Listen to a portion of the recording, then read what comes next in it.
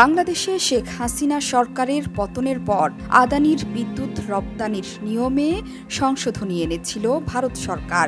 সংশোধনীতে বলা হয়, শুধু বাংলাদেশে রপ্তানির জন্য ভারতের ঝাড়খণ্ডের গোড্ডায় নির্মিত আদানির যে বিদ্যুৎ কেন্দ্র ছিল সেটি থেকে এখন ভারতেও বিদ্যুৎ বিক্রি করা যাবে। ভারতের কেন্দ্রীয় জ্বালানি মন্ত্রণালয়ের ১২ আগস্টের একটি নথিও হাতে পেয়েছিল বার্তা সংস্থা রয়টার্স। বাংলাদেশে আদানির বিদ্যুৎ রপ্তানিতে সংশোধনী নিয়ে সমালোচনার মধ্যে নতুন করে বিরোধিতার মুখে পড়েছে এই সংস্থাটি। কেনিয়ার নাইরোবিতে বিমানবন্দর অধিগ্রহণের প্রস্তাব দিয়েছে আদানি গোষ্ঠী, কিন্তু এর প্রতিবাদে বিক্ষোভ হয়েছে দেশটিতে। আন্দোলনে নেমেছে দেশের বিমান উড্ডয়ন পরিচালনাকারী কর্মী সংগঠন কেনিয়া এভিয়েশন ওয়ার্কার্স ইউনিয়ন, যার কারণে ভারতের বিরুদ্ধে কেনিয়ায় জনরোষ তৈরির শঙ্কায় অনেকে। কেনিয়াতে বিক্ষোভের জেরে নতুন এক বিপদের গন্ধ পাচ্ছে ভারতের বিরোধী দল কংগ্রেসও। কংগ্রেস নেতা জয়রাম রমেশের শঙ্কা, এই ঘটনা কেনিয়ায় ভারতের বিরুদ্ধে জনমত গঠনে ইন্ধন দিতে পারে। বিষয়টি নিয়ে এক্স হ্যান্ডেলে তিনি লিখেছেন, আদানিদের বিরুদ্ধে কেনিয়ার মানুষের এই আন্দোলন ভারত ও ভারত সরকারের বিরুদ্ধে জনরোষে পরিণত হওয়ার শঙ্কা দেখা দিয়েছে।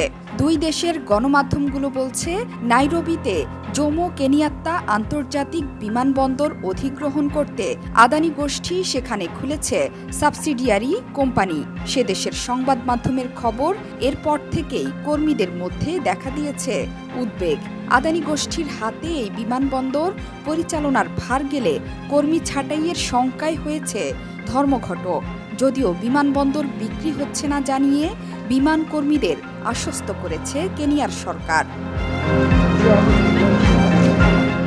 কংগ্রেস নেতা আরও বলেছেন, সাম্প্রতিক সময়ে ভারতের প্রতিবেশী দেশগুলোতে আদানি গোষ্ঠীর প্রকল্প নিয়ে জন অসন্তোষ দেখা দিয়েছে।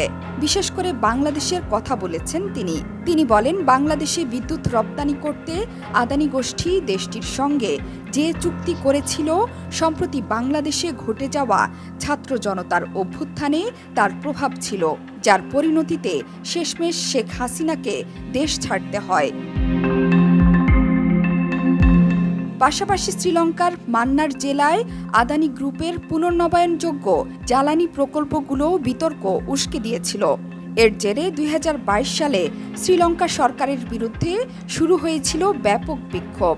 এই প্রসঙ্গ টেনে জয়রাম রমেশ বলেছেন, কেনিয়ার ঘটনা ভারতের জন্য একটি গুরুতর উদ্বেগের বিষয়, কারণ আদানির সঙ্গে নরেন্দ্র মোদীর বন্ধুত্ব এখন বিশ্বব্যাপী সুপরিচিত। তাই এই প্রতিবাদ সহজেই ভারত এবং ভারত সরকারের বিরুদ্ধে ক্ষোভে রূপান্তরিত হতে পারে। জোহরা চৌধুরী সেতু, ৭১।